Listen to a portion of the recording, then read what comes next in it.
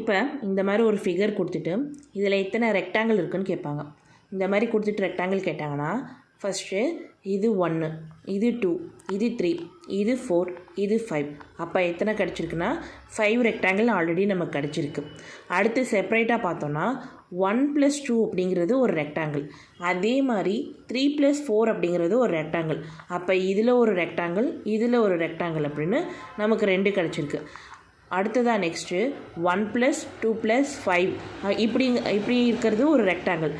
அதை 1 போட்டாச்சு. நெக்ஸ்ட்டு ஓவராலாக பார்த்தோன்னா 1 + 2 + 3 + 4 + 5 = ஒரு ரெக்டாங்கிள். அப்போ டோட்டலாக 5 + 2 + 1 1 = 9.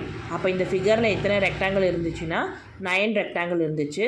ஃபஸ்ட்டு பார்த்தோன்னா ஒரு ரெக்டாங்கிள், 2, இது 3, இது 4, இது 5, மொத்தம் 5 ரெக்டாங்கிள் இருந்துச்சு. அதே மாதிரி சிமிலராக 1 + 2 அப்படிங்கிறது ஒரு ரெக்டாங்கிள், 3 + 4 அப்படிங்கிறது ஒரு ரெக்டாங்கிள். சேம் அதே மாதிரி 1 + 2 + 5 அப்படிங்கிறது ஒரு ரெக்டாங்கிள்.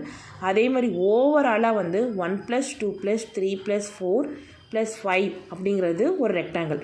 டோட்டலாக கவுண்ட் பண்ணோம்னா 5 + 2 + 1 + 1 = 9. 9 தான் இந்த ஃபிகருக்கான ஆன்சர்.